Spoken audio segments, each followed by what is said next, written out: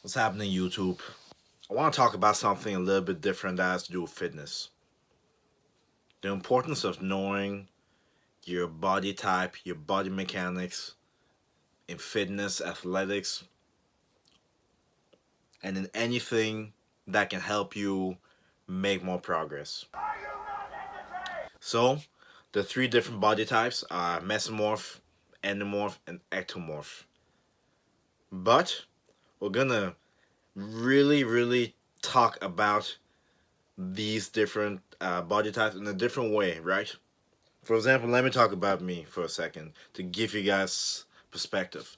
So I'm a mesomorph, right? I wasn't always a mesomorph.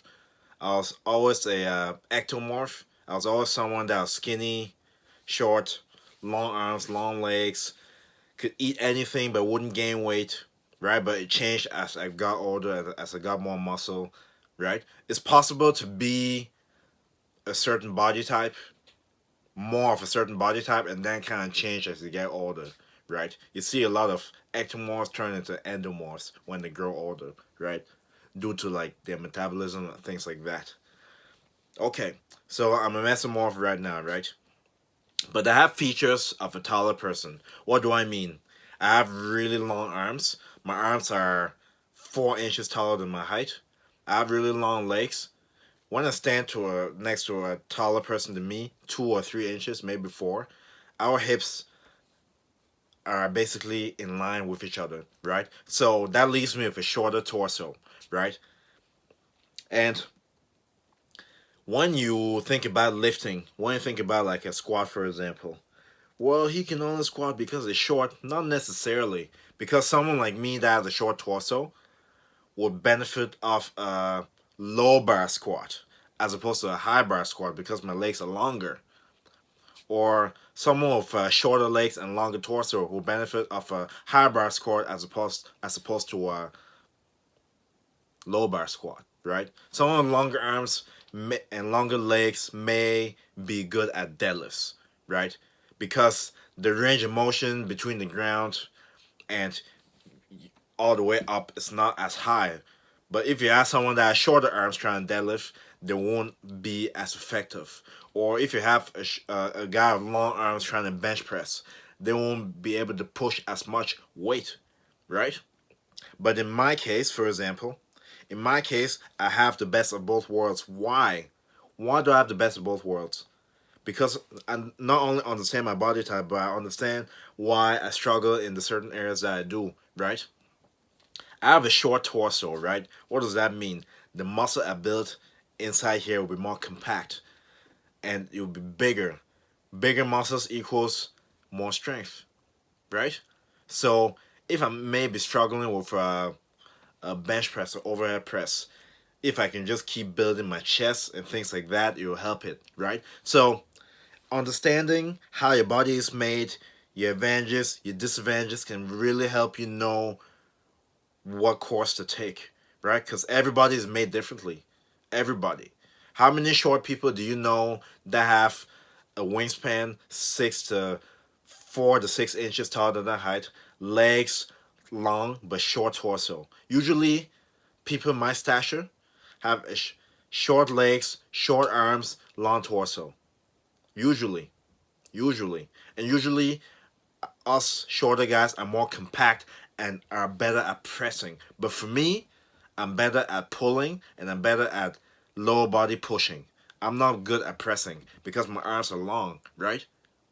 But at the same time, I can use that disadvantage to an advantage later because I know how to go about it.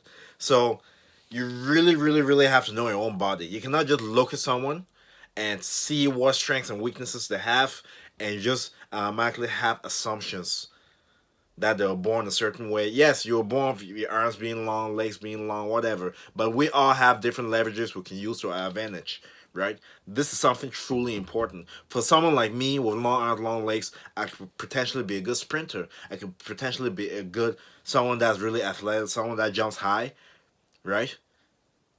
You just gotta know your leverages, right? You just gotta know your leverages. Someone with short arms will be really good at pressing overhead and just across their body, horizontal and vertical, right?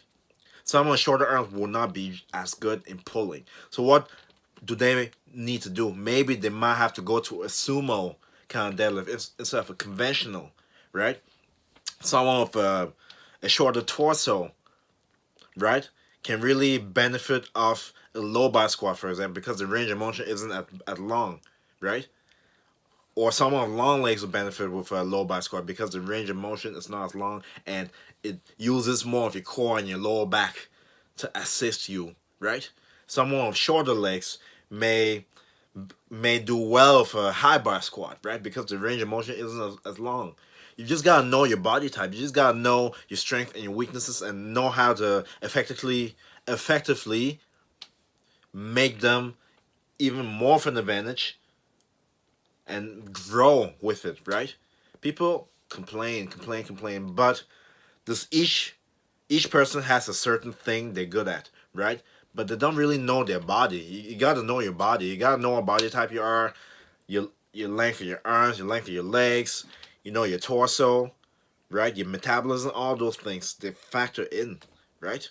I just wanted to talk about that in the practical sense, right? I'm not gonna go into all the scientific studies and all that. I'm just speaking to you guys in a sense, in a way you guys can understand me, right? I don't want to use terminologies new people may come across and are questioning, right? I just want you guys to get what I'm trying to say. Really know your body, really know your leverages, really know your advantages and disadvantages, and know how to approach forward to improve these disadvantages to make them an advantage, right? That's all I wanted to talk about. So thank you for watching the video. Make sure to like, comment, subscribe to the channel, click the notification bell for more videos.